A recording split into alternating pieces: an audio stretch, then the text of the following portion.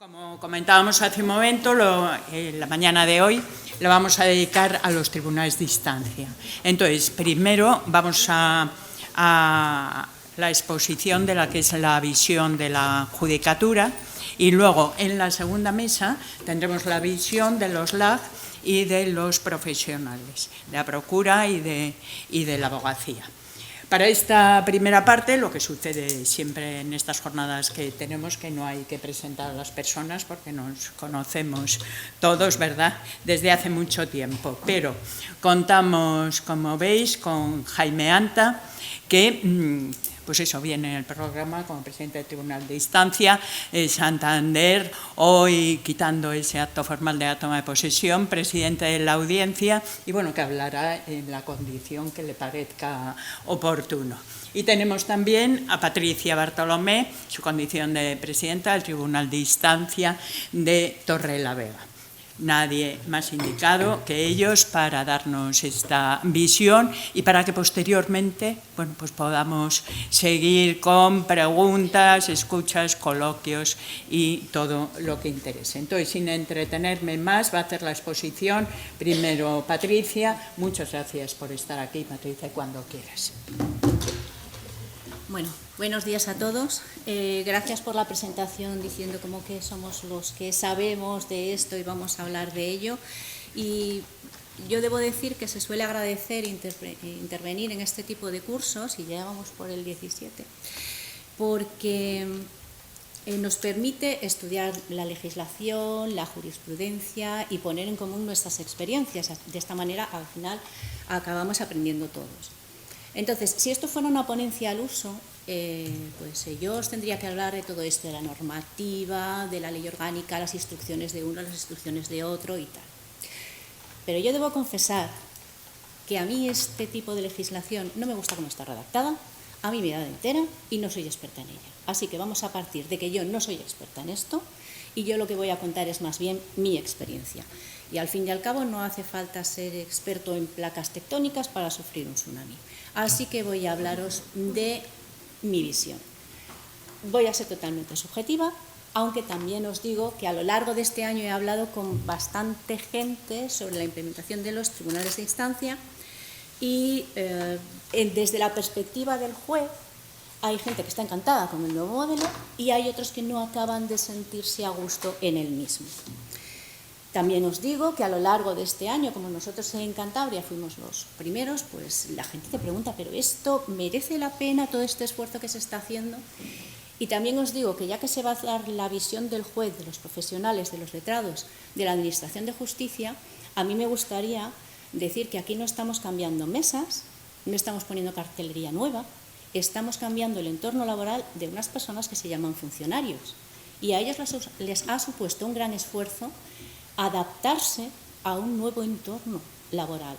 Se les ha cambiado de lugar, se les ha cambiado de personas de las cuales depender, se les ha modificado a muchos incluso qué tipo de procedimientos llevan. Y todo esto tiene un coste porque exige trabajo, exige energía, tiene un coste emocional de que te cambien de repente todo el sistema. Y, advierto, tampoco los cambios siempre son difíciles.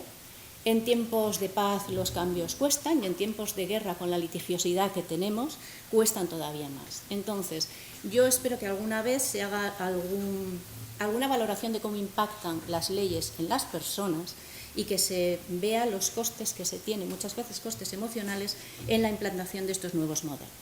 El humanismo es algo que se ha dejado de lado en el ámbito del derecho, pero yo creo que alguna vez empezarán a evaluar esas cosas. Porque yo os digo, los jueces al final somos testigos de esto, porque no estamos implicados directamente en ello, somos gente ajena, curiosamente, pero el objeto de la reforma en sí es precisamente lo que se está haciendo con los funcionarios, es reorganizar a los funcionarios de otra manera. Que es, tú como juez tenías tus funcionarios, los que llevaban tus asuntos al lado, y ahora ya no van a estar al lado, ahora van a estar en otros sitios diferentes y en una oficina común que va a servir al trabajo de varias plazas judiciales.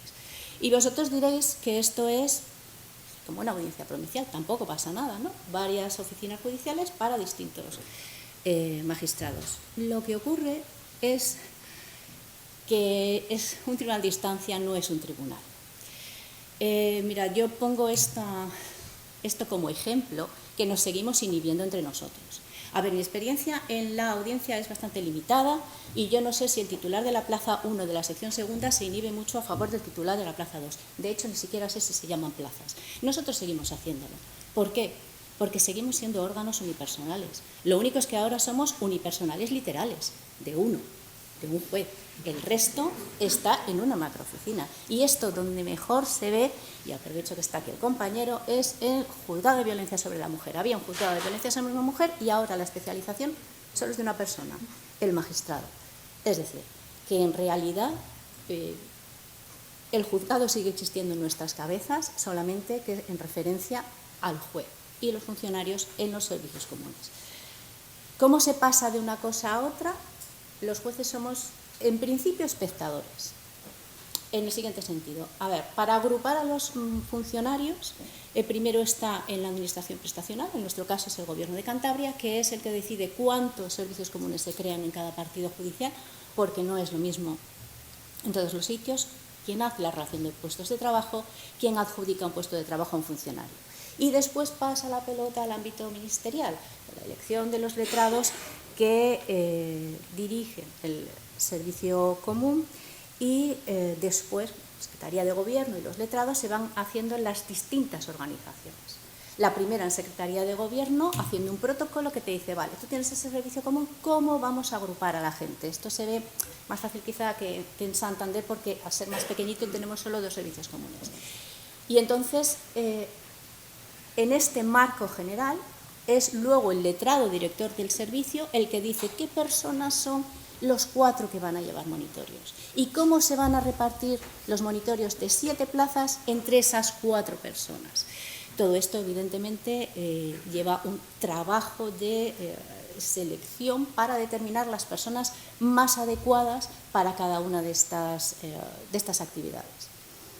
En realidad lo que se está buscando es la especialización del trabajo, es decir, ya no es el funcionario que hacía tramitación y ejecución civil y además te podía hacer algo de penal, no, ahora si haces monitorios, haces monitorios.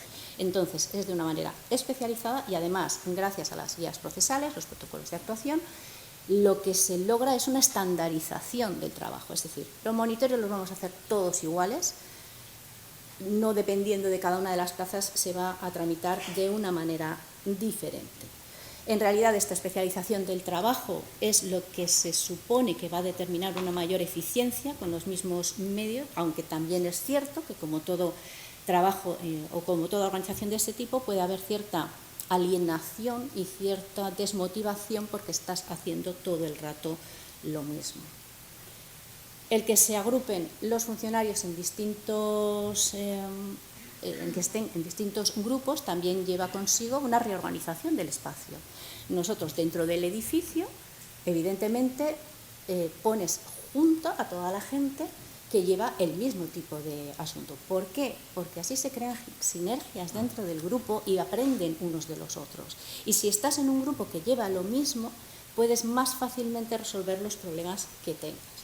En realidad, si os fijáis, esta agrupación de mano de obra, especialización, estandarización de procedimientos, es el pasar de los talleres de la Edad Media o de la Edad Moderna a la industrialización, que en la Revolución Industrial lo que se hizo así, fábricas, agrupas a la gente, la especializas y estandarizas. Y así logras que haya una mayor producción de bienes de consumo.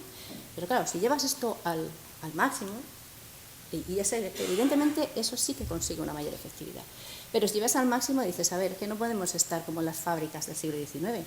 Ahora estamos hablando de oficinas que producen ¿qué? Documentos. Entonces, si esa es nuestra producción, tenemos que pensar un poquito en el ámbito de la oficina, cómo se organiza mejor una oficina y los tiempos de trabajo dentro de esas oficinas. Hasta ahora es todo muy intuitivo, cada juez, cada letrado, cada funcionario se organiza su tiempo como entiende que es más adecuado, pero lógicamente hay gente que conoce mejor las técnicas del trabajo de oficina y gente que lo conoce menos. Entonces, esta parte yo creo que no está desarrollada porque si llevas el modelo a esto, lo llevas hasta sus últimos extremos. Bueno, también hay compañeros que consideran que el último extremo va a ser una especie de call center en el que los funcionarios van a estar simplemente atendiendo telemático y con el ordenador. Yo no sé si llegaremos a ese extremo.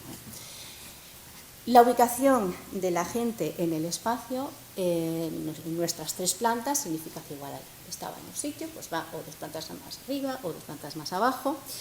Y esto evidentemente no se puede hacer con la carpetilla de trabajo en papel.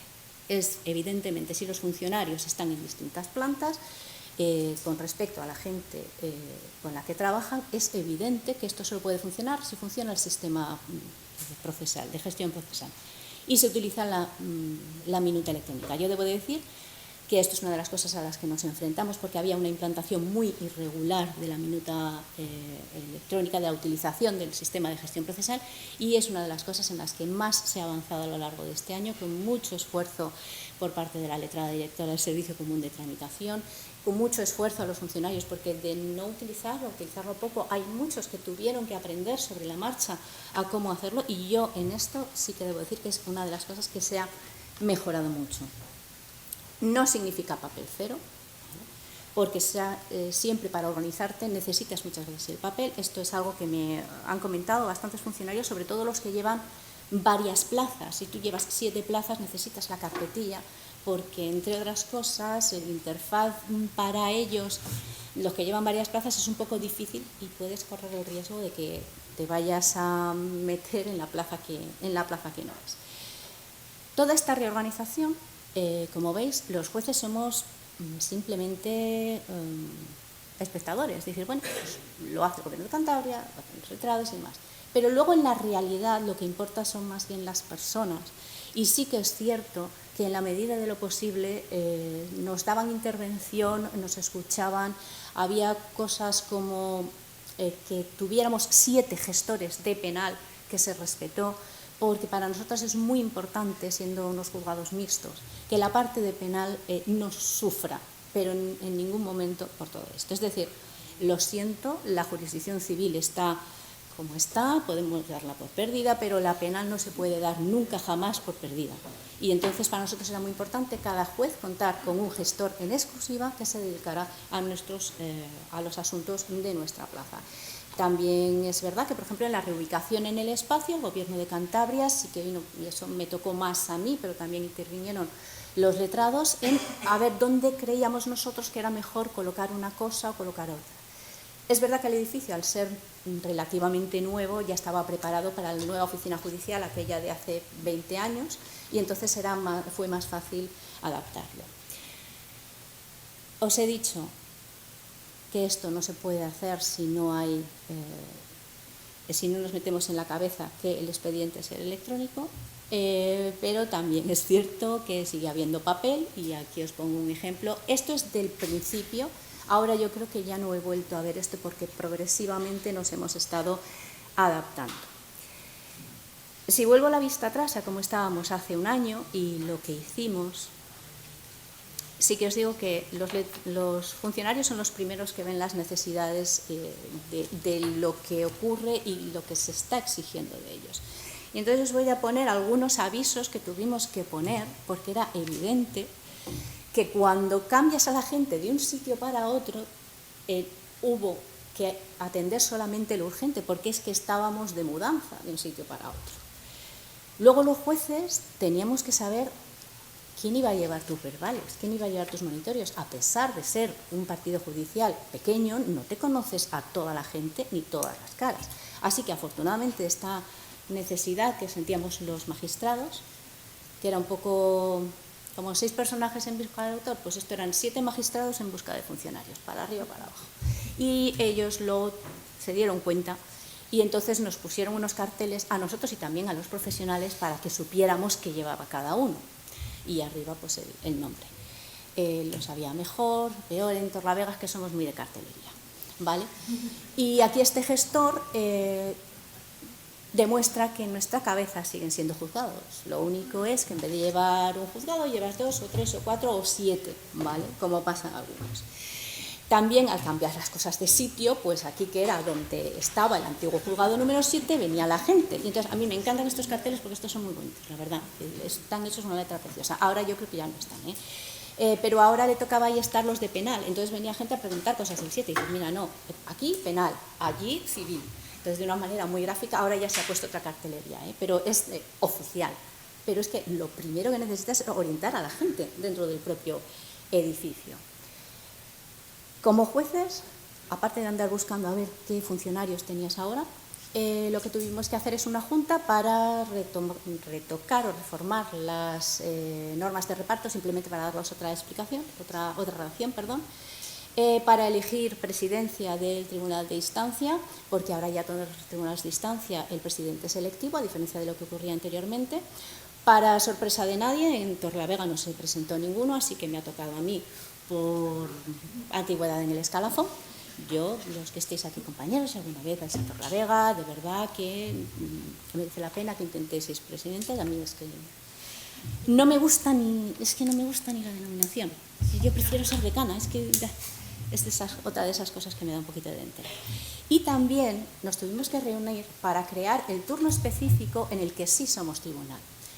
Justo en el ámbito en que yo creo que es menos adaptado para un tribunal de instancia, que es la instrucción penal. En la instrucción penal no juzgas, si haces ejecutar o juzgado, te dedicas a investigar delitos. Pues curiosamente solo somos tribunal para investigar, en teoría, los delitos o las causas más complejas. Nosotros hicimos el turno porque tiene que estar hecho, pero vamos, que realmente no creo que se vaya a dar en ningún momento. ¿Cómo os resumiría este año? Vamos a ver, hubo una primera paralización hasta que nos asentamos todos, hasta que los funcionarios sabían qué asuntos llevaban, los jueces sabíamos con quién íbamos a trabajar. Y ahora, desde la perspectiva del juez, ¿vale? Desde la perspectiva del juez. Para nosotros, un año después, estamos más o menos igual que antes, en el sentido de que tú haces tus juicios, dictas tus sentencias. Tus minutas son electrónicas y las vas resolviendo al ritmo que puedes. En vez de con un funcionario, con otro funcionario distinto. Pero más o menos yo debo decir que con el esfuerzo de todos, ya digo, de los letrados directores de los servicios, de los letrados de los funcionarios, los jueces en sí seguimos haciendo nuestro trabajo y para nosotros está normal.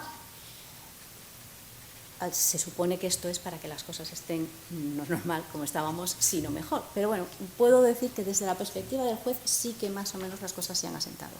Desde la perspectiva de afuera, desde la perspectiva de la persona que es usuaria del servicio de justicia, por lo menos por lo que me transmiten a mí, tienen la impresión de que todo va más lento, que está paralizado, que no acaba de funcionar bien el tribunal de instancia, a pesar de todo el esfuerzo que ponemos en ello. Pero yo debo decir que no le podemos echar la culpa al tribunal de instancia, a la nueva organización, de cosas que no son su culpa. Y aquí voy a hablar de Torrelavega, de Cantabria y de España. Vamos a ver. En Torrelavega hace un año éramos 7 magistrados titulares. Ahora somos 4 titulares y 3 jueces sustitutos. Y ha habido semanas y meses de plazas en las que no ha habido absolutamente nadie. Yo creo que quitando la plaza 1, he estado en la 2, en la 3, en la 5 rara vez, pero bueno, en la 6 y en la 7. Quiero decir, hemos estado trabajando, haciendo un sobreesfuerzo los jueces y yo creo que en parte esa carencia de titulares y de jueces es que eso se tiene que notar y eso no tiene nada que ver con el tribunal de instancia, que simplemente es la reorganización de la oficina judicial. Luego, el programa Vereda, el sistema de gestión procesal, la nueva versión de enero, ha mejorado algunas cosas, otras no, otras las ha empeorado y yo he calculado, porque me gusta mucho traducir las cosas a números, que como mínimo pierdo unas 30 horas de trabajo anuales por problemas informáticos, por cuestiones que yo debería estar dictando sentencias o redactando providencias o haciendo juicios. Y diréis, 30 horas no es mucho, pues igual no es mucho, pero igual son 30 sentencias, igual son 15 juicios, igual si son sentencias penales son 60. Entonces, el problema de las minutas está ahí y hay otra serie de problemas que tampoco me voy a meter en ello, pero sí que os digo que el sistema de gestión procesal en toda Cantabria, yo creo, y en todos los lugares que lo utilicen, sí que es responsable de pérdida de tiempo de trabajo. El tercer punto que voy a tocar es España en general. Vamos a ver. El problema de la justicia en España no se arregla con que hagas una organización más racional del trabajo, que sí que lo es. El servicio común es un sistema mejor para aprovechar el trabajo del funcionario y de los letrados de la Administración de Justicia. Es más eficiente y eso no lo va a negar nadie, es solamente que tardamos en organizarnos, pero sí que tiene que ser más eficiente y yo en eso sí que lo veo mejor.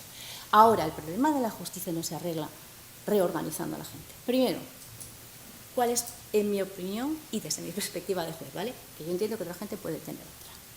Somos pocos jueces para tanto litigio.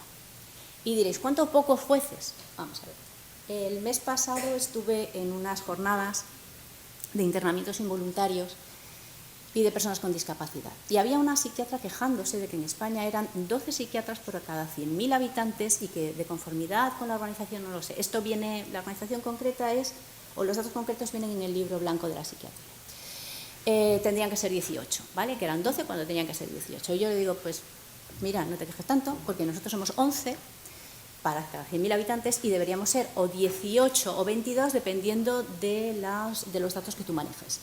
Miren, yo no voy a decir si en España hacen falta más psiquiatras o hacen más falta los jueces, lo que sé es que faltan de lo uno, de lo otro y también posiblemente de muchos otros servicios públicos.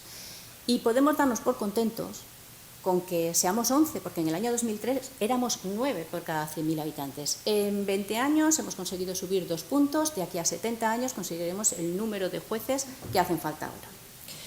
Y además, siento decirlo, como yo estuve en las primeras jornadas, cumplimos años, nos hacemos mayores. En el año 2003 la media de los jueces era de 46 años. En el año 2024 eran 52,3. Y no solamente eso, sino, pues aquí os lo pongo para los que quieran mirar la pirámide de jueces. Si ven, esto es el año 2003, ¿vale? Bueno, el enero de 2004 había más señores que señoras y si se fijan en la parte de los señores es como una pancita, ¿vale?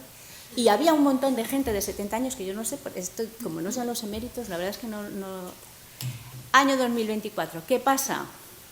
Que aquí el que puede se jubila, pero de una manera equilibrada. Ya se ve que la implantación de las mujeres es mayoritaria en la carrera judicial, pero se ve por la propia estructura de la pirámide que vamos envejeciendo y que el tramo mayoritario son los señores de 61 a 65 en la parte masculina y que cuando se cumplen los 65 ven como ya no hace una pancita, no, ahí quien puede está viendo un montón de jubilaciones voluntarias y también jubilaciones por incapacidad. Y no solo que seamos pocos y ya de cierta edad, ¿vale? El problema de España es la litigiosidad. Y voy a comparar 2003 con 2024. Los libros están todos en el libro de la justicia, ¿vale? El asunto registrado 2003-2024, que bueno, de 7,3 a 7,8, ni tan mal, ¿no? Claro, cuando desciendes entre jurisdicciones ves la diferencia. Penal, si se ha bajado. ¿Ha bajado la delincuencia en España? No. Es que en el año 2015 los atestados con autor desconocido se quedan en los cuarteles de la Guardia Civil y en las comisarías de policía y no llegan a los juzgados y no se registran. De hecho, si te vas a las ejecuciones penales, ves que sí ha subido de 4 millones a 5 millones las ejecutorias, que por otro lado es lógico porque si tienes más población va a haber más delitos. En lo contencioso, bueno, en lo contencioso están a par. Es verdad que van mucho con según qué reformas legislativas el contencioso va muy a picos. Pero mira, cogiendo justo 2003 y 2024, pues no da mucho. Y ahora empieza cuando la mata. Lo social, 380.000. A más de medio millón. Se ha incrementado en un 40%. ¿Se han incrementado los juzgados de lo social en la misma proporción? No, se han incrementado en un 31%. Es decir, hay 8 puntos de diferencia.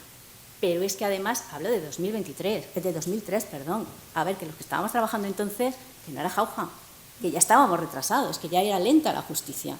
Entonces, es inevitable que con estos números vaya todavía más lenta.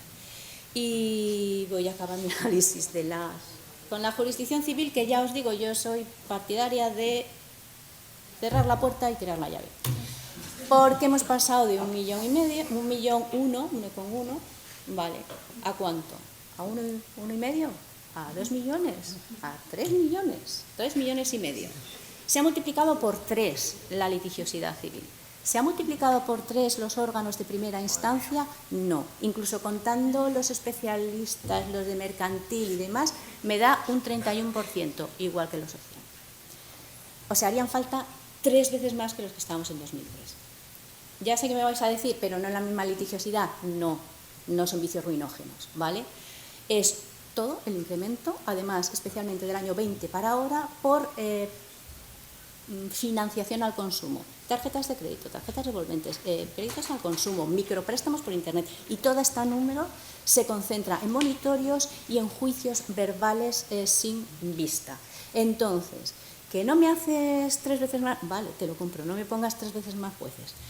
Ponme el doble de lo que éramos en el año 2003. En Torrelavega en el año 2003 éramos 5, ponme 10, ahora somos 7, 3 plazas más. Igual así podemos conseguir que las cosas vayan un poco mejor. ¿La reforma afronta esto? Pues directamente no, indirectamente sí. Se supone que los tribunales de instancia pueden servir para aumentar el número de plazas de magistrados sin necesidad de que se creen todos juzgados nuevos. En la práctica, la experiencia de las audiencias provinciales, que también podrían haber creado nuevas secciones sin necesidad, o nuevas plazas sin necesidad de crear más puestos de funcionarios, yo creo que no anima al optimismo, porque en muchos sitios de España las audiencias provinciales han necesitado incremento de plantilla y no se ha realizado. Pues con los más vamos a evitarlo. Es que la gente va al juzgado porque no tiene la oportunidad de llegar a un acuerdo.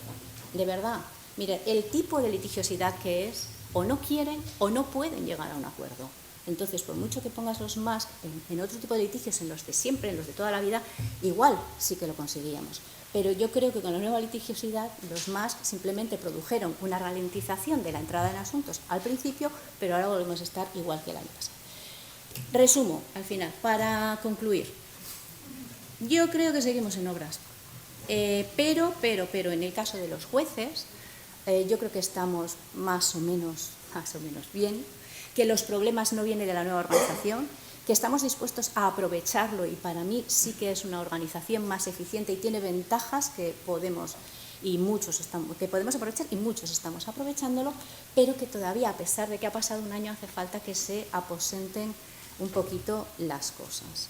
Desde luego, por los jueces que no queden, porque nosotros el esfuerzo lo estamos haciendo, los funcionarios están haciendo el esfuerzo. Debo agradecer públicamente a Elsa, ya que está aquí, que como letrada directora del Servicio Común de Tramitación, siempre ha atendido, ha pensado, ha trabajado, y hemos intentado un poco, aunque no tenía por qué hacerlo, pero sí que se ha esforzado en que las cosas funcionen bien, escuchando a todo el mundo implicado. Lo que pasa es que hay aspectos que escapan de nuestro control. Con esto termino mi intervención. Como veis, ha sido totalmente subjetiva. Si queréis saber sobre la ley o los reglamentos, el que sí es experto en tribunales de instancia es Jaime, así que las preguntas se las podéis hacer a él, porque lo mío es simplemente como una especie de terapia de grupos. Con eso estamos.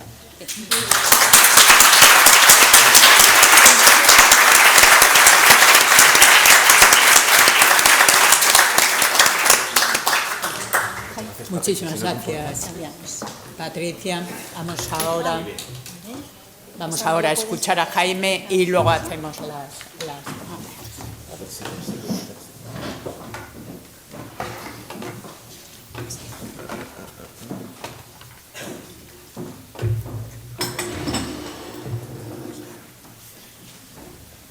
Pues muy bien.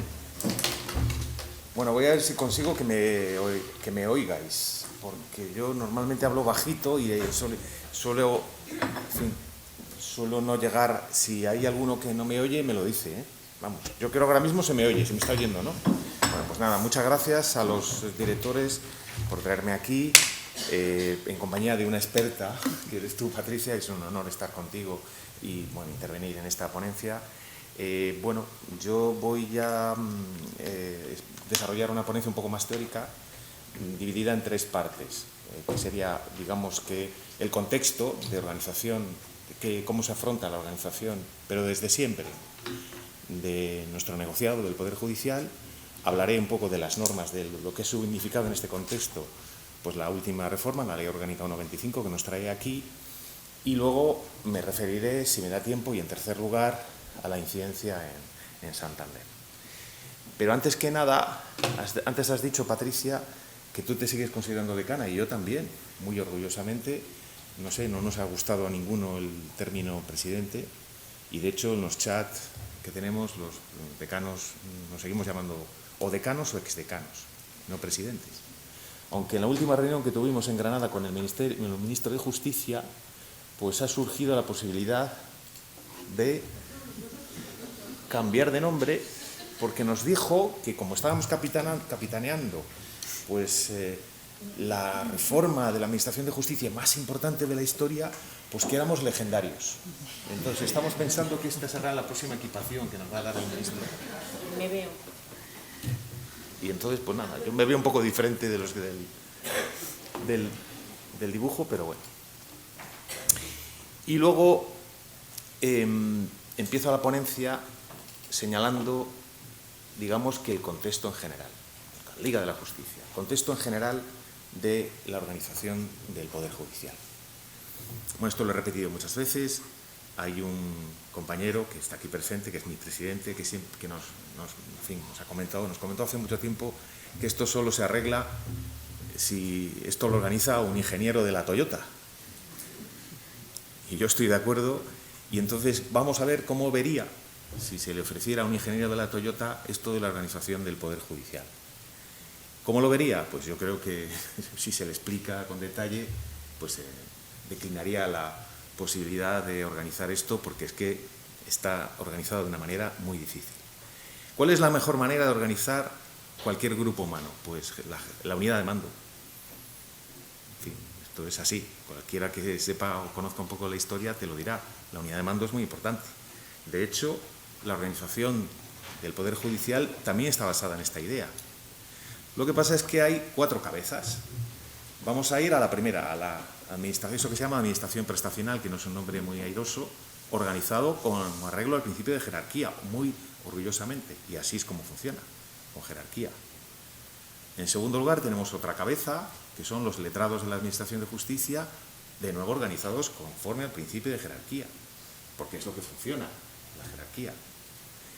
La Fiscalía, la tercera cabeza, principio de jerarquía. Ya ven ustedes que es que se acude siempre a la misma regla porque es la regla que funciona. Y quedaría la cuarta cabeza, que somos los jueces y magistrados, organizados según el principio de, en fin, somos el poder más descentralizado que existe, porque hay 5.000 generales. Es lo que somos, los 5.000 jueces somos 5.000 generales en lo más importante que es el ejercicio de la actividad jurisdiccional. Bien es cierto, y no siempre lo tenemos presente, que además de ejercicio de la función jurisdiccional tenemos funciones de gobierno. Y en el ejercicio de las funciones de gobierno, por mucho que los textos normativos digan otra cosa, no funcionamos de una manera muy distinta que la de cualquier administración. O sea, una oficina gubernativa como es un decanato, en el fondo es una administración como puede serlo el Ayuntamiento de Pamanes. Ejerce funciones gubernativas, bien o mal, y con arreglo a dinámicas propias de cualquier administración. Esto se ha complicado, ahora entraré en ello, porque han creado un nuevo órgano de gobierno, que son los presidentes de sección. Aquí tenemos, además, podemos hacerle una presentación pública de la nueva presidenta, de la nueva decana de Civil, María Eugenia, recién nombrada o elegida por los compañeros. Tenemos la figura, han creado un órgano de gobierno nuevo, que es el presidente de sección, y con la creación de este órgano de gobierno nuevo han aparecido problemas que antes no existían. Claro, en fin. En definitiva, 4 cabezas que, muy orgullosas de funcionar, 3 de ellas, con arreglo al principio de jerarquía, pero ¿cómo se ordenan esas 4 cabezas? Pues no se arreglan conforme al principio de jerarquía, sino conforme al principio de competencia, cada una tiene una competencia, y al principio de coordinación. Todo eso está muy bien, es muy teórico, pero quizá no sería la mejor manera de arreglar el problema, y seguramente que llegados a este punto, el ingeniero de Toyota nos diría que se organicen ustedes, que él no quiere coger este proyecto. Es cierto, eso sí, que no todos tienen la misma importancia. Estas cabezas, es la cabeza de la administración prestacional, al fin y al cabo se define en todas las normas como una organización instrumental que asiste a los únicos titulares, los únicos que encarnan el ejercicio de la función jurisdiccional, que somos los jueces y magistrados. Pues esto que dice el artículo 117 de la Constitución, que la justicia emana del pueblo y se administra en nombre del rey por jueces y magistrados inamovibles, independientes y sometidos únicamente al imperio de la ley. Pero ya digo que de estas 4 cabezas la más descentralizada es la nuestra, la más difícil de integrar, la que tiene además dinámicas de siempre de actuar o de tender a actuar no como un equipo, sino individualmente. Bien, segundo lugar, esto que es un problema de siempre, pues se ha querido mejorar pues con la Ley Orgánica 1.25. Nos dice la exposición de motivos que lo que quiere es cambiar el modelo organizativo que ha regido en España desde el siglo XIX, y nos dice que es que la sociedad era entonces agraria, dispersa y poco comunicada. Hombre, yo no sé si hoy eso se puede aplicar a la sociedad de hoy en día, pero es verdad que el modelo parece que ha llegado a un momento en que se ha sentido, así lo dice el legislador, como obsoleto, y se ha querido dar una vuelta de tuerca, creando sobre todo 2 grandes pilares que son los que estructuran la reforma: la oficina judicial adaptada y la colegiación en la instancia. Bueno, ¿es la oficina judicial adaptada una novedad? Pues no, porque esto que llamamos, ya es que no sabemos cómo llamarlo, hay algunos que le llaman la novísima oficina judicial. Esto es un invento del 2003 que se desarrolló con las reformas del 2009 y del 2010, es la NOJ, la nueva oficina judicial. Lo que pasa en Cantabria nunca se había implantado, no había ningún programa piloto, se implanta en algunos sitios, en León, en Cáceres, en algunas ciudades, como programa piloto en Burgos, y ahí ya lo experimentan. Y nosotros lo que tenemos es que en un año, con un gran esfuerzo de la Dirección General, acomodarnos a ese modelo que regía desde el 2010 en esas ciudades. Eso es lo que se ha hecho.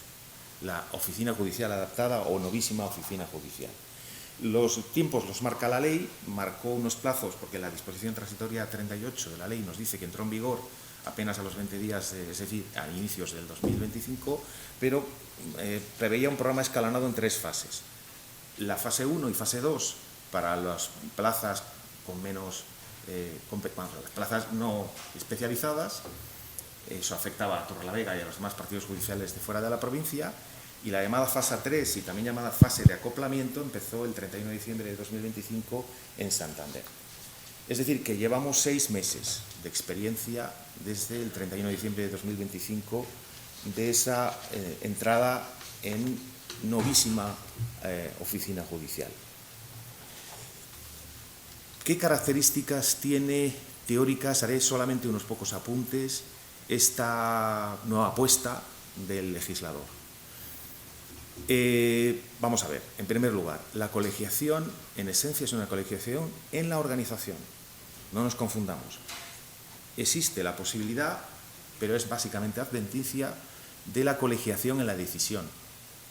Pero en principio, lo normal, lo ordinario, será que el ejercicio de la jurisdicción siga siendo individual. Así lo dicen todas las normas. Existe esa excepción a la que lo di antes Patricia, que está prevista en los artículos 84.6 y 167.4 de la Ley Orgánica del Poder Judicial, donde se le permite bueno, yo voy a seguir llamándole decano, al presidente del tribunal, es que no se le permite, ya no se trata de una posibilidad que tiene todo presidente de sala, que es la vocación a sala, es que puede crear un tribunal, no solo en materia de instrucción, sino para el conocimiento de un asunto. O sea, se prevé que el decano cree un tribunal. Azoka. Las únicas prevenciones que establece el legislador, que al legislador le parece que es suficiente, es que aquel al que se le ha repartido el asunto sea ponente, sí, pero queda minoría, porque es 1 de 3. Y luego que se debe de fijar un turno anual preestablecido y público, pero nada más. O sea, no hay ninguna otra prevención de cómo el decano designa a 2 compañeros y conforma un tridente instructor o un tribunal para juzgar un asunto determinado. En fin, a mí me parece esta figura preocupante. Creo que probablemente no supere los reparos de constitucionalidad, porque aquí lo que se puede llegar a conseguir, es sustraer al juez natural, pues mediante una asignación, una decisión ejecutiva de un decano que no está suficientemente determinada, no es suficientemente precisa. Y tal es así que yo, al menos así lo he decidido, no he incorporado el turno a las normas de reparto, este turno especial. Y en Granada, cuando hemos estado en las últimas reuniones y jornadas los decanos de España, me he encontrado con que ninguno de los compañeros lo ha hecho. Es decir, nos hemos olvidado de este turno.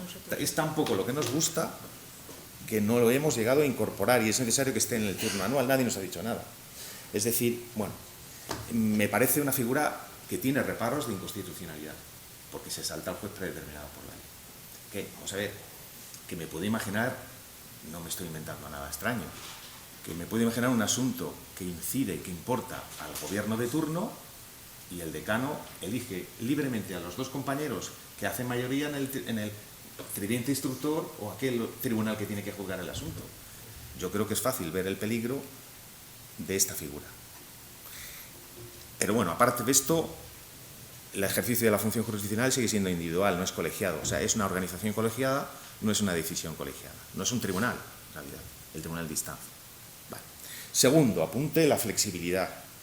La flexibilidad se manifiesta, por ejemplo, en esta figura que he descrito y se manifiesta también en las posibilidades que están previstas en la ley orgánica de la comarcalización, que no deja de ser una posibilidad orgánica bastante relevante, bastante importante. Comarcalizar, tanto que se prevé para los juegos de contencioso, familia, violencia contra la mujer. Bueno, yo creo que esto sí se va a aplicar. Y además no solamente en el caso de Cantabria dará igual, porque es dentro de una provincia, incluso a varias provincias. En cualquier caso, esta es una posibilidad prevista y en varios artículos de la Ley Orgánica Poder Judicial. Tiene ventajas esta flexibilidad, que es la posibilidad de aprovechar los recursos, porque para crear una plaza judicial sale más barato. Crear una plaza judicial no tienes que acompañarla de la dotación económica necesaria para un letrado de la Administración de Justicia y un juzgado. Sí, pero esto si está muy bien esta posibilidad teórica, que es lo que siempre publicita el ministro, pero si no se materializa en la creación de plazas y en la convocatoria, pues esa ventaja va a ser una ventaja teórica. También es verdad que integra mejor al juez de entrada y que permite unificar criterios. Los peligros, pues los que he dicho, la indeterminación, en fin, y el juez predeterminado por la ley, ¿dónde está? Una de las posibilidades, en tercer lugar, y termino con esto, más preocupantes de la ley orgánica es la prevista en el 84.4, que ahí lo que prevé es pues que se le... Bueno, el artículo 84.4 dice: la adscripción de los magistrados a las distintas secciones, dice, será funcional, permitiendo que lleguen a conocer de asuntos de nuevo ingreso en otras secciones. Es decir, que se puede atribuir el conocimiento a los magistrados que integran una sección de asuntos de otras secciones. ¿Quién lo hace? El Consejo. El Consejo, a propuesta del presidente del tribunal. Yo aconsejo a aquel presidente del tribunal que quiera hacer esto que lo haga al inicio de su mandato, porque si lo hace al final dudo mucho que lo reelijan. Y incluso se puede extender a aquellos asuntos que ya se hayan repartido, pero que hay un juez que no los puede llevar porque está en comisión de servicio o en licencia de larga duración. Es decir, esto es un presidente imperativo, ejecutivo, un presidente dictador, cesarista, bonapartista, que le atribuye los asuntos como sí existe en Francia y es preocupante su ejercicio. A mí esta figura también me parece profundamente peligrosa. En Granada comentamos los compañeros y ninguno le ha dado uso, porque es que claro, es que le das uso y a la siguiente elección ya no te elige ningún compañero, obviamente. Y luego el tercer apunte que noto en la reforma de la Ley Orgánica 1.25, pues es el abuso de la especialización, la especialitis. Aquí lo dice la exposición de motivos, la especialización como bálsamo de fierabrás, y felicito al que entienda esta expresión, porque fue a clase en literatura, para solución de todo, o sea, todo a base de especialización. Yo creo que la especialización, hay un famoso libro, El Blanco de la Justicia, del año 97, está bien, pero hay también una cosa llamada sobreespecialización. Esto se manifiesta en varios artículos, en el preámbulo, en el artículo 96, de nuevo viene a sustituir a lo que era el artículo 98, que fue el que activó el plan de juzgados de cláusula suelo. De nuevo aquí la decisión es del Consejo y lo que permite es la especialización de determinadas materias, más allá extendiéndose más allá de un partido judicial a una o varias plazas judiciales. Y además yo recuerdo que este plan de suelos fue recurrido por el Consejo General de la Abogacía, porque se decía que se cargaba el juez predeterminado por la ley, porque era un juez predeterminado no por la ley, sino por la decisión administrativa del Consejo. Bueno, este recurso se perdió por una sentencia de la Sala Tercera del 22 de octubre de 2018. Así que le han tomado la mano a la Sala Tercera y aquí ya claramente te dice el artículo 96 que se puede especializar en el conocimiento de esas materias, aun cuando el conocimiento inicial ya estuviera atribuido a secciones radicadas en distinto partido judicial. De nuevo, aquí veo en peligro el principio del juez predeterminado por la ley. El asunto se le ha repartido a otra sección y por una decisión administrativa se le pasa a una sección distinta. Un cuarto apunte, ya con menos importancia, pues el tema de decisiones de reforma de la ley orgánica del Poder Judicial que llaman un poco la atención. Por ejemplo, la más simple es la del nombramiento de decano. Antes a los decanos a mí se me ha nombrado por el ministerio. Los compañeros me elegían, me nombraban el ministerio. Ahora no es así, a los presidentes de los tribunales los nombra el Consejo. Es decir, hay una elección, se elige por unos requisitos bastante bizantinos, y luego ¿para qué tiene que intervenir el Consejo? ¿Puede el Consejo, tiene facultades para no nombrar a aquel que han elegido los jueces? Pregunta que tiene algo de sentido porque, y esto ha pasado en un partido judicial, en concreto el de Córdoba, en Córdoba los compañeros eligieron como decana a una JAT. Claro, que yo creo que legalmente no puede ser decana, al tener una dependencia con el presidente del TSJ. ¿Puede que pase esto? ¿Puede ocurrir que los compañeros elijan como decano a alguien, al que sea, decano o decana, y el Consejo decida no nombrarlo porque encuentre un reparo de legalidad? Parece que sí, porque si no, no tiene sentido la intervención del Consejo. Y luego el problema de la creación de la... Antes, en fin, en grandes partidos judiciales y en pequeños se utilizaba la figura del delegado del decano. El decano elegía a un delegado que actuaba en cada una de las jurisdicciones, en civil, en penal, etcétera. Que aquí no lo hemos utilizado, pero es muy habitual en otros partidos judiciales más grandes. No había ningún problema con los delegados del decano. Nunca, jamás pasó nada. Nunca. ¿Por qué? Porque era elegido por el decano, en un cargo de confianza. Bueno, pues estos han decidido que hay que crear muchas presidencias y entonces están las presidencias de la sección. Está bien, la presidencia de la sección es una figura organizativa nueva, pero cómo se coordina con el presidente del tribunal está claramente mal resuelto. Y lo digo muy simplemente. Las normas dicen que cuando se nombra un presidente de sección, es este presidente de sección el que tiene que convocar y presidir las juntas de la sección. Todo está muy bien. Es decir, ya no las puede convocar y ya no las puede presidir el presidente del tribunal, aunque esté integrado en esa sección. Aunque sea, por ejemplo, mi caso, juez de civil y formo parte de la sección de civil del Tribunal de Instancia. Pero yo no puedo ya presidir y convocar desde que ha sido nombrada María Eugenia presidenta de la sección. Bueno, me parece bien. El problema es que hay muchas materias que no afectan solo a esa sección, como son las normas de sustitución, por ejemplo. Entonces, ¿qué hacemos? ¿Convocamos el presidente de sección y el presidente del tribunal, dos juntas, y las preside a la vez para resolver las normas de sustitución? O sea, esto es un jaleo que no está resuelto y que probablemente dé problemas en el futuro, porque bien pudiera pensarse que el presidente del tribunal y el presidente de la sección, pues a lo mejor a lo mejor se presentaron y uno le ganó a otro la presidencia del tribunal, o no se llevan bien, o no piensan igual.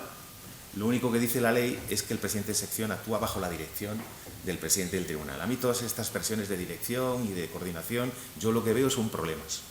Veo problemas y veo que no hay un órgano claro que tiene que resolverse ahí. Si hay conflictos, hay problemas. Pero bueno. Y ya por último, pues la organización ha corrido de la mano de las cuatro cabezas que les decía, sobre todo de la Administración Prestacional, que ha hecho un esfuerzo extraordinario y nos ha hecho, básicamente por resolución, pues ha diseñado la estructura y ha diseñado las relaciones de puestos de trabajo. Y este trabajo se ha hecho y luego han venido los letrados de la Administración de Justicia con sus protocolos, que lo que han hecho es completar la estructura. En Santander tendríamos esta. Servicio común, todo a base de servicios comunes. Servicio común de tramitación del Tribunal Superior de Justicia. Fíjense, organización jerárquica. Menos mal, porque si no, no va a funcionar. Servicio común de tramitación de la Audiencia Provincial. Organización jerárquica. Y servicio común general.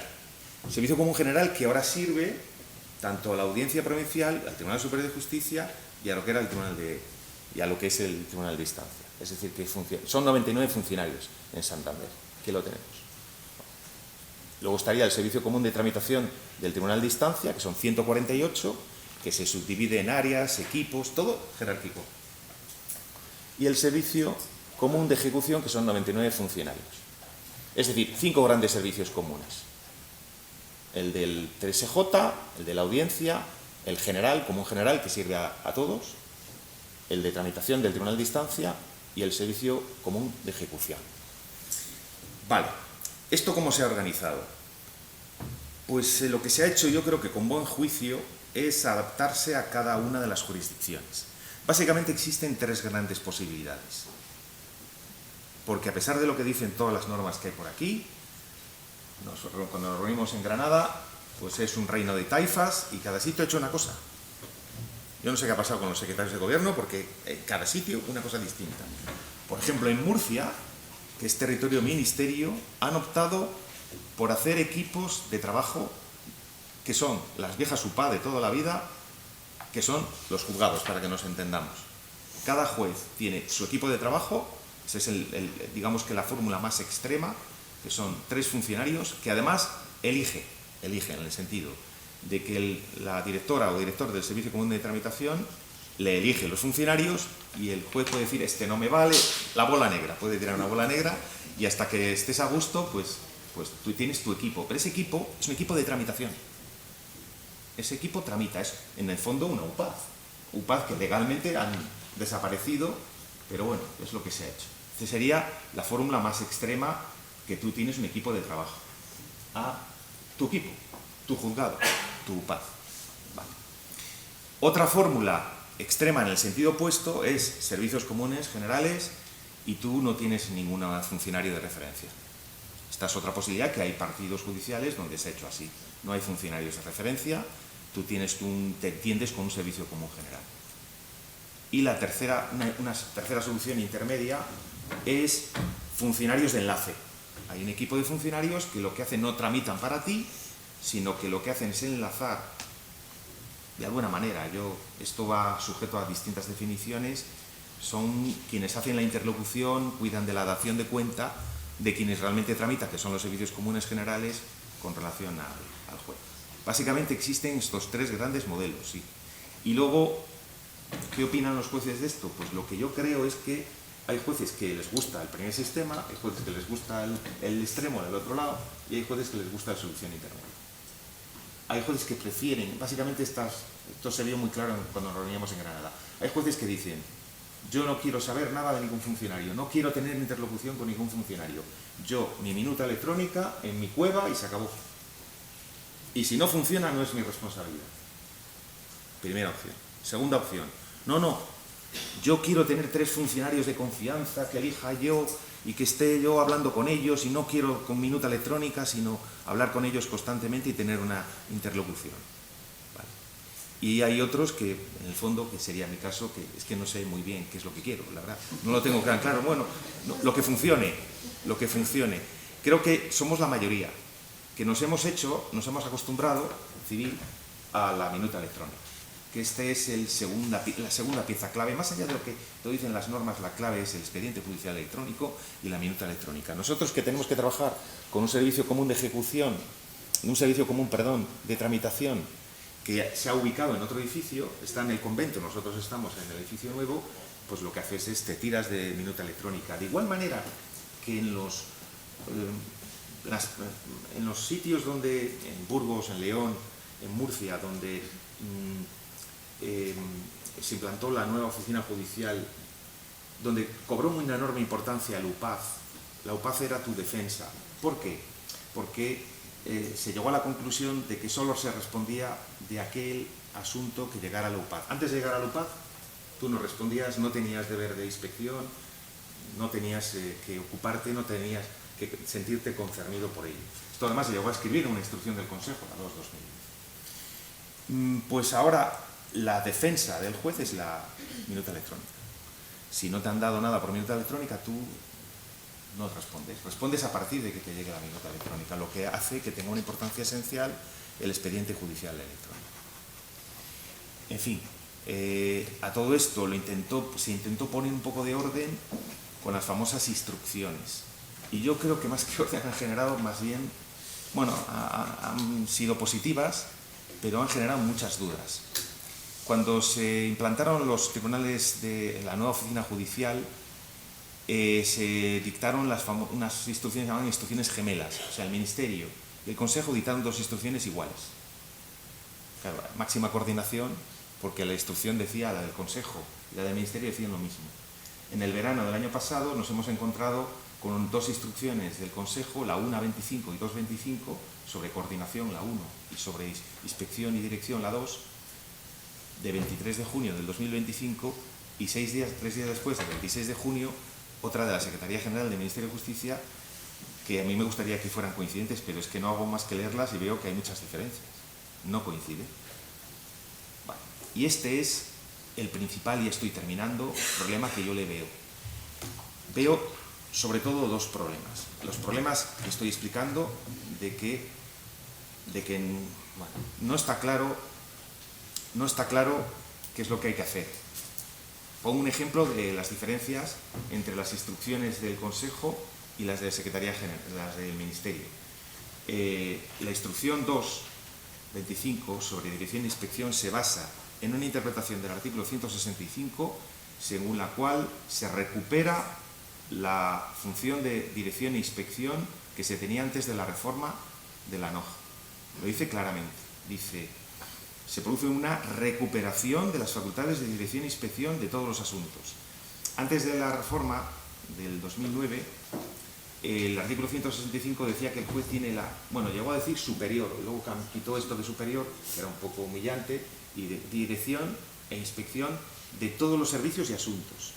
Se quitó lo de los servicios y se entendió que, por tanto, no tenía dirección e inspección sobre los servicios. Como había servicios comunes, tú te desentendías. Es más, hubo una instrucción del Consejo que dijo claramente, lo leo: los órganos no ostentarán facultad alguna de dirección e inspección respecto de los asuntos que se tramiten en los servicios comunes procesales, y por tal motivo de las eventuales disfunciones o irregularidades que se produzcan en el funcionamiento de esos servicios, esto es una instrucción del Consejo, no derivará ningún tipo de responsabilidad hacia los jueces o magistrados a que se refiere este apartado. El juez estaba tranquilo porque tenía su UPAZ, que eran 2 funcionarios, y antes de la UPAZ, allá se las compongan. Yo respondo de mi UPAZ. Bueno, hemos quitado las UPAZ, y lo que aquí dice el Consejo es que tenemos las funciones de inspección y dirección de todos los asuntos desde que son repartidos. Y el presidente del tribunal no se sabe, de que, aunque ya se han repartido. O sea, para el magistrado de la plaza número 5 del Tribunal de Instancia de Santander, desde que se le reparta. Y me gustaría preguntarme, y no tengo muy clara la respuesta, es qué responsabilidad de dirección e inspección tiene el presidente del tribunal una vez que lo ha repartido. La ley no la aclara. Esto lo dice el Consejo, pues el Ministerio no dice lo mismo. De hecho, digo textualmente, dice, esto es la resolución del Ministerio, de la Secretaría General, dice que esta modificación es meramente nominal. O sea, claramente no están de acuerdo, aparte de otras diferencias. Veo, por tanto, diferencias entre el Ministerio y el Consejo. No piensan lo mismo ni han resuelto de igual manera. La única solución es que esto o bien se resuelva con otras instrucciones gemelas o que nos dé un poco de seguridad jurídica los reglamentos del Consejo, que estamos muy pendientes de que salgan, porque ya darán una pauta a la que todos nos ponemos a atender. Y el segundo problema que yo le veo es que, está claro el elemento de juicio que deslinda las competencias entre jueces y letrados, que es donde yo creo que puede haber conflictos. El juez es competente orgánicamente sobre todo aquello que afecte a la función jurisdiccional. Si no afecta a la función jurisdiccional, decide el letrado. Vale, bien, está claro. Ahí el elemento de juicio a mí me parece claro. Lo que no tengo tan claro es que haya un órgano, cuando haya problemas, que tenga la decisión. No tengo claro que haya una definición clara de cuando el letrado de la Administración de Justicia, que sea, por ejemplo, decide priorizar los monitorios y, en cambio, en la Junta de Jueces o el presidente del tribunal decida priorizar los ordinarios, cuando no decidan lo mismo, ¿quién es el tercero que decide entre ese conflicto? Hombre, queda ahí una posibilidad que es la Sala de Gobierno, el artículo 152, pero no me queda tampoco claro porque es una reacción un poco ambigua. Habla de informe del secretario de Gobierno y que puede votar en la decisión que se tome, pero esa decisión es vinculante a los letrados. Cuando surjan problemas, que los va a haber, ¿quién decide? Este es para mí el principal problema. Creo que no está definido quién tiene esa última palabra para cuando haya problemas, cuando haya conflictos, cuando haya diferencias en las decisiones gubernativas que se tomen. Nada, muchas gracias por su atención.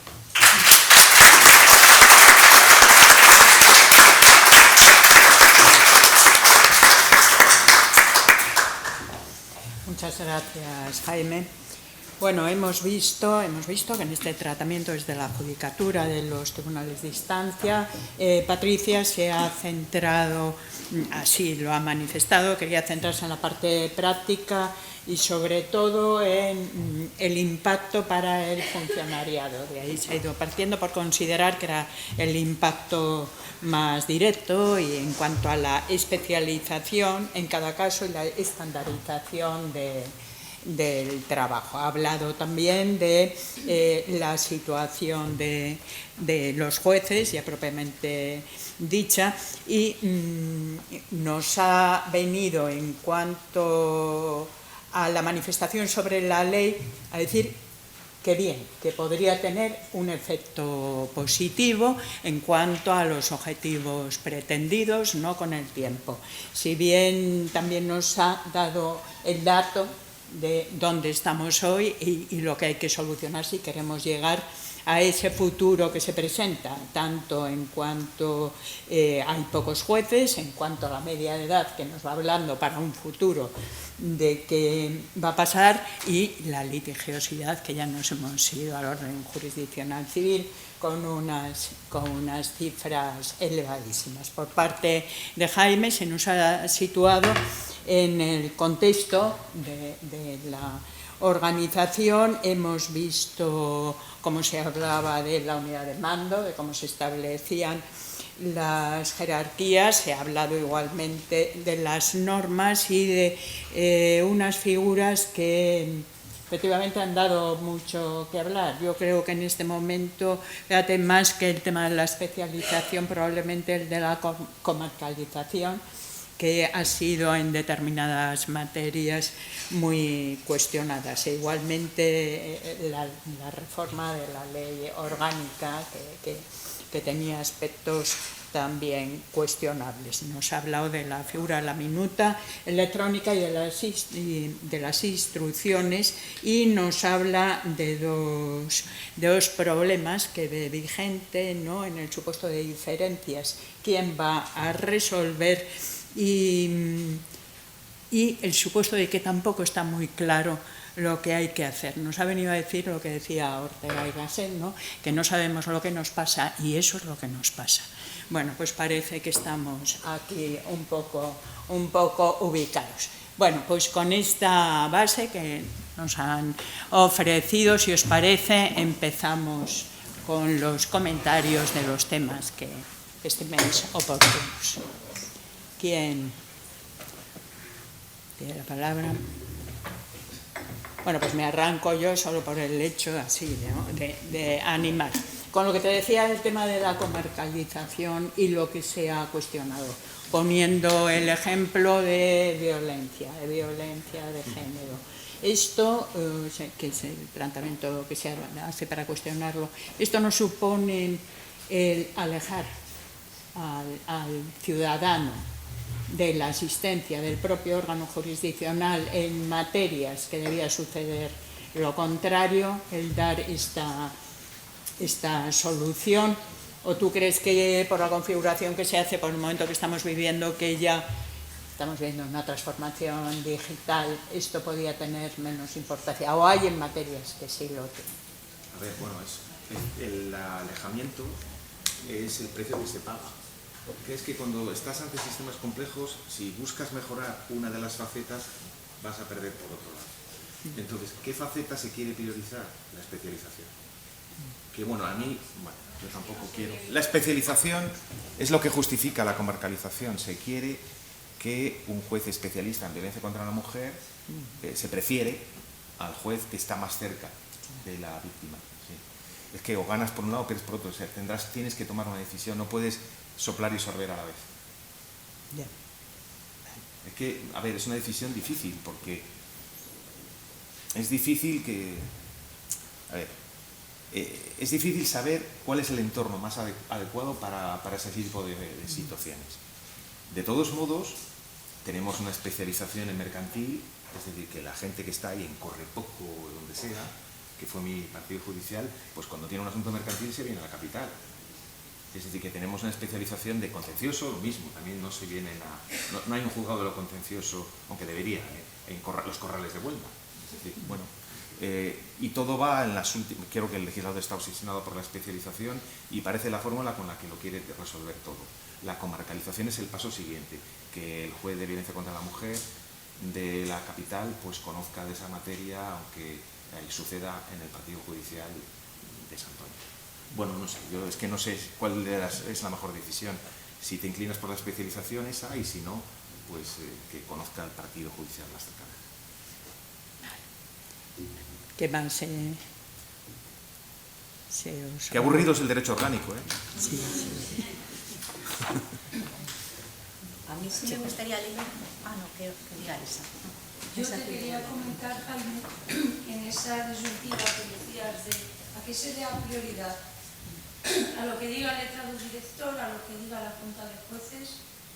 El servicio común de tramitación es que está al servicio y apoyo de la actividad jurisdiccional, por lo cual, si la Junta de Jueces decide que se dé prioridad a algo, desde mi punto de vista, habría que dar prioridad porque son sus asuntos. En realidad, los asuntos son del juez, de la plaza.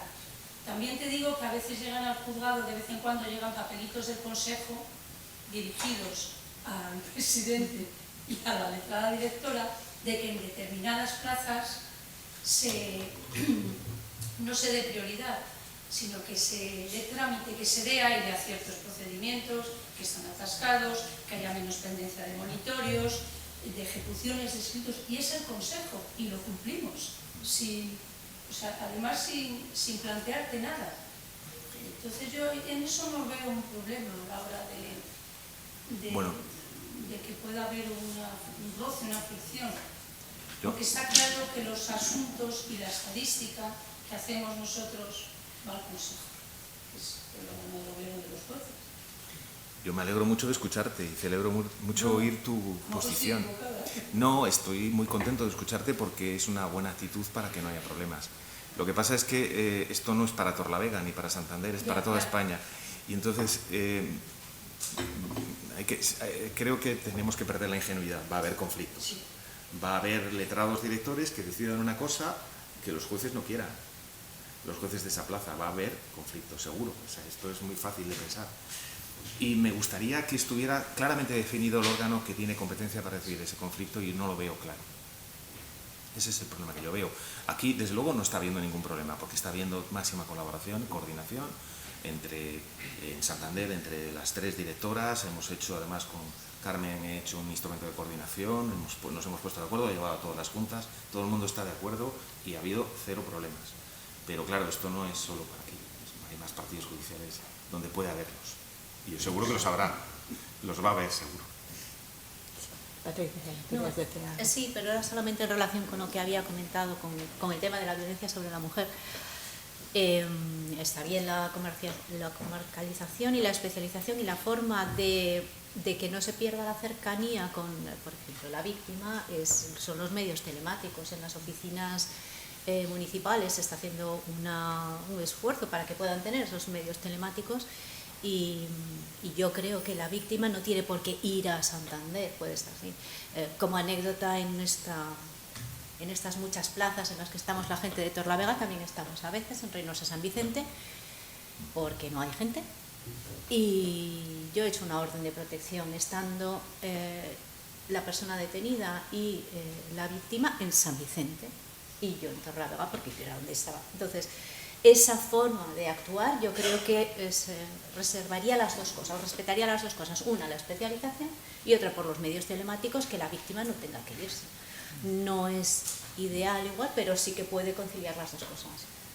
A mí sí me parece bien la comarcalización, estaría encantada que los juzgados de violencia sobre la mujer de Santander se hicieran cargo de la violencia sobre la mujer de Torlavega. Me encantaría. Así. Nos hacemos cargo, sí. A mí, sí. Ha quedado claro. Buenos días. A referencias a colación de lo que genera sobre los programas pilotos de la novísima oficina judicial en Burgos, en León. Bueno, yo he ejercido un territorio tradicional, ¿vale? Y de repente tengo que ejercer en Burgos. Acostumbrado a la estructura judicial normal, pues claro, yo ahí me parecía que estaba en Noruega, no entendía nada de la planta, ¿no? Por el frío, lo dice, ¿no? Sí, también, eso también, ¿no? La cuestión que ahí en esa época pude ver es que, ya la reflexionó, es que la oficina judicial se venía reformando de tiempo atrás. La oficina judicial, la novísima... Bueno, la novísima sería ahora. Alguien la ha llamado novísima para... La novísima, ¿no? Sí. La cuestión es que las instituciones no se pusieron un poco de perfil y no miraron a esos programas con demasiada atención, y ahora que se implementa con esta nueva legislación nos pilla a todos de sorpresa, porque en esas plazas el cambio ya no ha sido tan drástico, pero comunidades autónomas con competencias, los tribunales, los generales, entiendo que no miraron ahí, que se implementaron esas ciudades, era problema suyo y todo el mundo seguía por su camino de trabajo habitual. Entonces ahora un poco, sí me sorprende, o sea, sí comparto que es un impacto inmenso, pero venía llegando. A ver, lo que no se hace en España son políticas de verificación, de comprobación de las iniciativas legislativas. O sea, efectivamente, creo que estas experiencias, pues al final, en Burgos, en León, en Murcia, se terminaron acostumbrando. Pasaron muy mal, hubo un primer periodo donde todos sufrieron, eso lo decían todos los jueces, pero al final se terminaron acostumbrando. Ahora, creo que nadie ha hecho un examen detallado para saber si esa experiencia es exitosa. Aquí ha llegado el ministro y se le ha ocurrido que había que hacer ese cambio, y yo no he visto y no creo que haya ningún informe, ningún estudio, ni nadie que tenga ojos y cara que haya dicho que por qué esa nueva fórmula es mejor que la que teníamos. Han arreglado con todo, han dicho que era una fórmula obsoleta, que ya no somos una sociedad agraria y poco comunicada y que hay que ir a la nueva oficina judicial que se había iniciado en todos esos partidos judiciales, sin una evaluación seria, creo. Pero es que en general se hace así, en España se legisla y nadie comprueba si esa legislación funciona mejor que lo que había antes. Se deja ahí todo un poco y que cada uno allá se las componga. ¿Alguna otra pregunta? Sí, presidente, sí.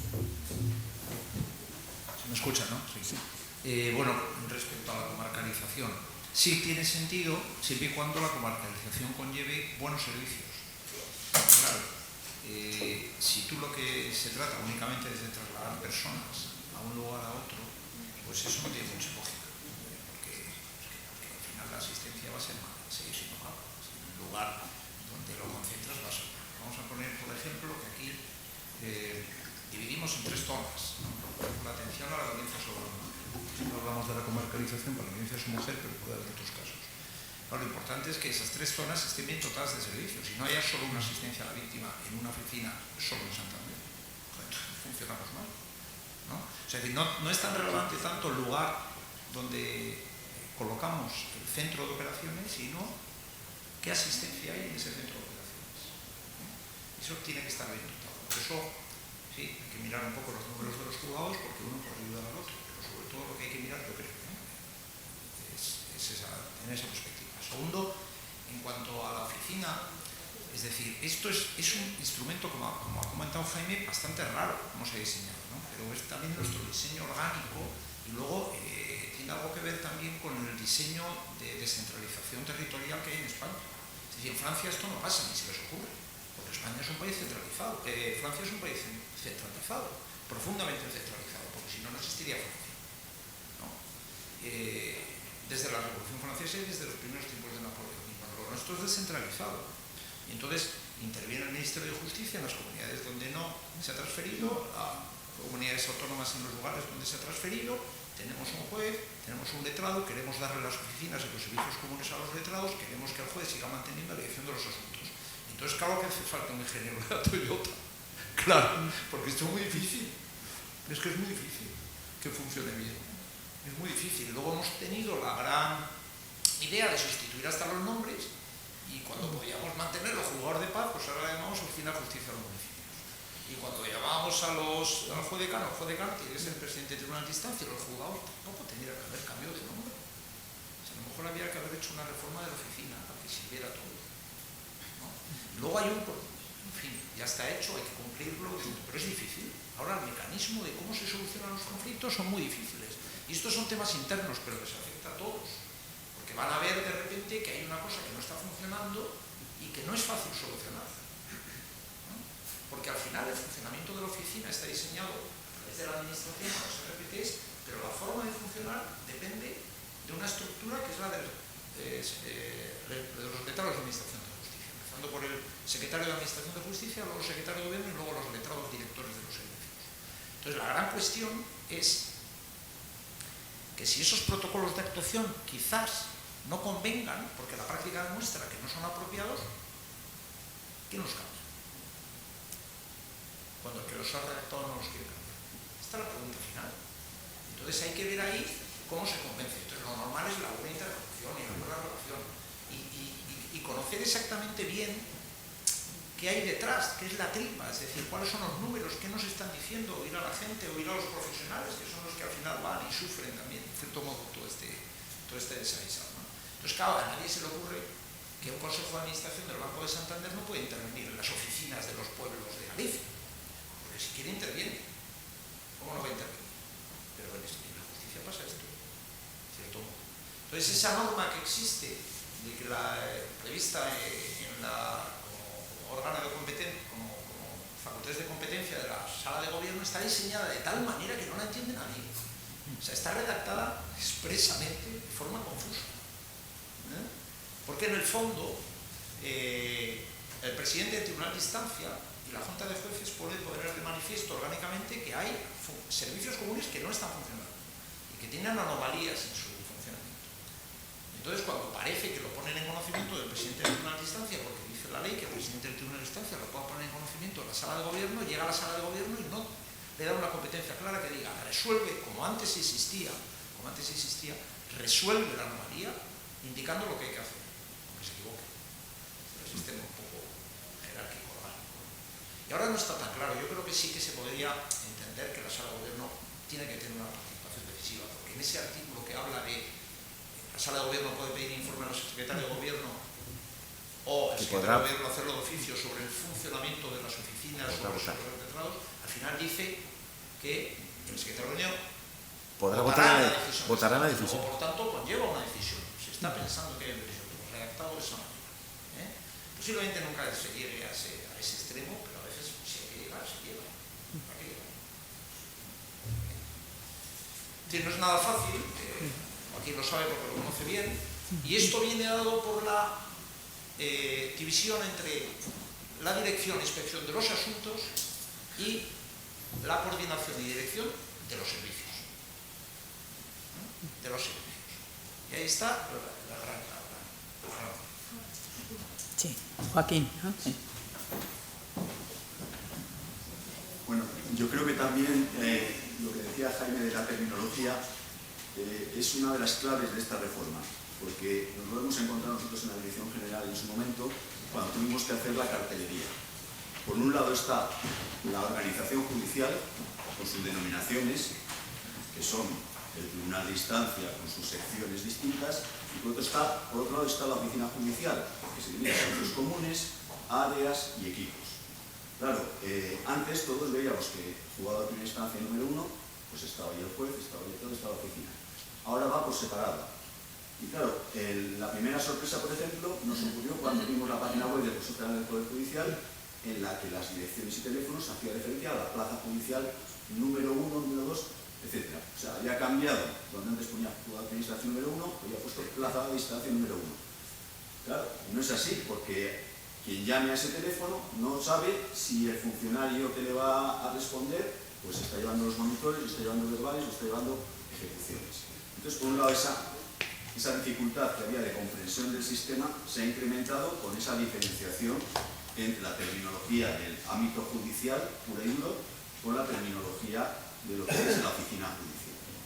Y entonces, bueno, pues eso al final genera esos conflictos que veremos a ver pues, con los propios profesionales o los propios ciudadanos cuando van a un órgano judicial, pues no saben dónde están, ¿sí? ¿Cómo van a llegar a quien verdaderamente lleva el asunto? Y bueno, pues veremos a ver cómo va evolucionando la cuestión. Gracias, Joaquín. No sé qué os parece esa solución. Yo lo que os puedo decir es que en la reunión en Granada de los decanos de capitales de provincias decidimos el elemento de juicio clave es la afectación al ejercicio de la función jurisdiccional. Eso hace al juez competente, al tribunal, al presidente del tribunal y al juez normal y corriente, le hace competente. Que tendríamos que hacer, que queremos hacer una interpretación lo más extensiva posible. Pero claro, en el ejemplo que he puesto de un director del servicio común que quiere priorizar los monitorios y una junta de jueces que quiere priorizar los ordinarios, no sé si esa interpretación alcanza a torcerle el brazo al director del servicio común de tramitación que está dentro de su ámbito de competencia decidiendo eso. No sé si alcanza tanto. Cuando se implantó el Tribunal de Instancia en instrucción, se siguió la idea que he dicho de equipos. De hecho, el problema ha sido perder un juzgado. Es decir, porque en instrucción se entiende que tiene unas reglas especiales, que tiene que haber una interlocución inmediata. De manera que la directora, con buen juicio, decidió trasladar los viejos juzgados a equipos. Equipo 1, que se corresponde con el juzgado 1, equipo 2 con el juzgado 2, equipo 3 con el 3 y equipo 4 con el 4. Eso es la fórmula que se escogió. Pero la manera de proveer las plazas fue muy polémica. Y yo llegué a plantearme, porque la instrucción del Consejo me da a mí funciones ejecutivas, intervenir en esa. Yo al final decidí que era muy polémico y que no lo hice, pero llegué a plantearme si podía decidir, que tú sabes, Joaquín, que ahí la instrucción dice que la decisión del presidente del tribunal es ejecutiva. Que, por cierto, a mí me surge la pregunta, si la instrucción dice que es ejecutiva en ese terreno, en la organización del servicio de guardia, a senso contrario, no lo es en los demás, ¿no? Yo veo problemas que afortunadamente nos están dando, bueno, tenemos algún problema está habiendo, lo sabemos, pero no se están dando de manera generalizada. Pero bueno, veo problemas porque veo que las normas son un poco claras y luego ya he dicho que no veo claro que haya alguien que tenga la última palabra sobre estas cuestiones. ¿Alguna pregunta? Sí.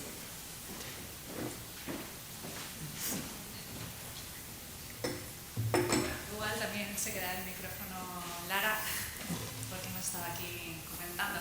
Bueno, yo he estado en San Vicente de la Barquera, ahora soy JAC, mañana tendré la oportunidad de hablar sobre las costas, pero sí que es verdad que no me puedo olvidar del juzgado de San Vicente, donde he estado durante 11 años, y Lara también ha estado en Reynosa mucho tiempo y hemos compartido muchas desventuras juntos. Este tema de la comarcalización parece ahora algo muy nuevo, pero es que nosotros lo hemos estado haciendo desde siempre.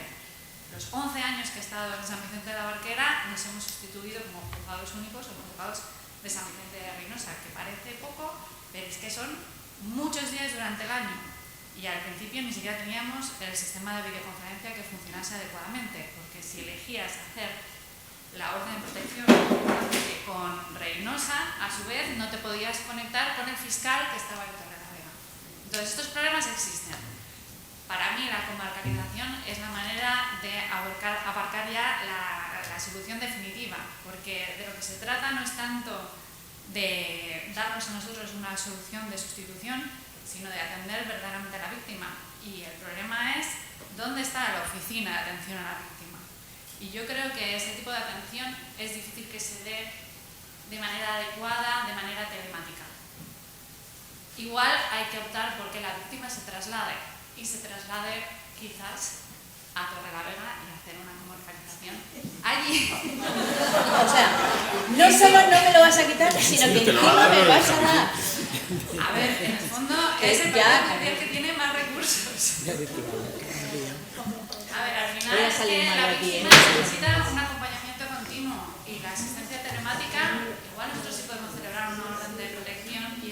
distancia, pero la asistencia del psicólogo se puede hacer a distancia. A mí me cuesta creer que una víctima no se pueda trasladar en un momento dado cuando cualquiera se traslada para ir al cine o al Corte Inglés. Entonces, Me parece buena idea, pero que se trasladen a Santander. a ver, yo creo que de lo que se trata es de crear más juzgados especializados en violencia de género, y si ya existe un juzgado especializado en Santander, que pueda existir la oportunidad de crear otros, al menos otros dos. De todas maneras, ¿somos conscientes de que el 60% de la materia de violencia de género la resuelven jueces de instrucción que no están especializados? Porque va por la tarde, fines de semana. O sea, es todo un poco teórico, porque al fin y al cabo, pues, yo no creo que ningún estudio demuestre que la respuesta es distinta. Aquí, el juzgado de violencia contra la mujer es hasta la 1. Y llevan, no sé, alcanza el 40% de los asuntos, porque casi todos surgen pues, por la tarde, los fines de semana o en fiesta. Y no sé si la respuesta es muy distinta. Que claro, esto de la especialización me parece que sí, está muy bien, porque permite a la gente progresar en la carrera, pero a lo mejor estamos pasándonos con la especialitis esta. Ahora hay, por ejemplo, hay una de las especializaciones que promueve la reforma, que es la de la especialización en familia. Bueno, muy bien, sí está muy bien, solo que eso puede significar que para una plaza de la audiencia provincial prevalece el que lleva juzgado de familia sobre los que... prevalece claramente sobre el escalafón. Y sobre la base de haber hecho el curso este, que es un curso online, no sé, igual nos estamos pasando con la especialización. No sé si queréis comentar alguna otra cosa. Sí. Muchas gracias. Yo soy un poco outsider fuera de este mundo. Soy profesor en la universidad, soy compañero de Vicky. Y quería poner en valor el contacto humano, el contacto directo y humano con las víctimas, con su oficina de atención, pero lo que no termino de entender de la reforma es ese empeño en romper el contacto humano entre el juez y sus funcionarios. Para mí es como una deshumanización de las personas que trabajan en la justicia, no dejarle al juez casi ver la cara a los funcionarios que en teoría están ahí para servirle, ¿no? En el modelo extremo de no hay ni siquiera funcionario de enlace, solo es la minuta lo que funciona, ¿no? Entonces yo eso no lo termino de entender. Y entonces me pregunto, ¿por qué esa deshumanización? ¿Por qué? Y quiero creer que es en pro de una mejor organización, de una mejor eficiencia, pero no puedo dejar de sospechar que hay otras razones detrás en las que no voy a entrar. Gracias. Bueno, a ver, yo sí voy a entrar en eso. Yo creo que hay una idea general, ya no materializada en esta reforma, sino es una idea antigua de desapoderar al juez. Se desapodera, se le aísla y, bueno, el juez aislado es menos juez. Yo sí lo pienso. ¿Alguna otra cuestión? Bueno, pues mira, si os parece, paramos un cuarto de hora, solo, porque nos hemos ido un poco, y a las 12, ahora que tenemos esta visión, a las 12 vemos la de LAG y los profesionales. A las 12 empezamos,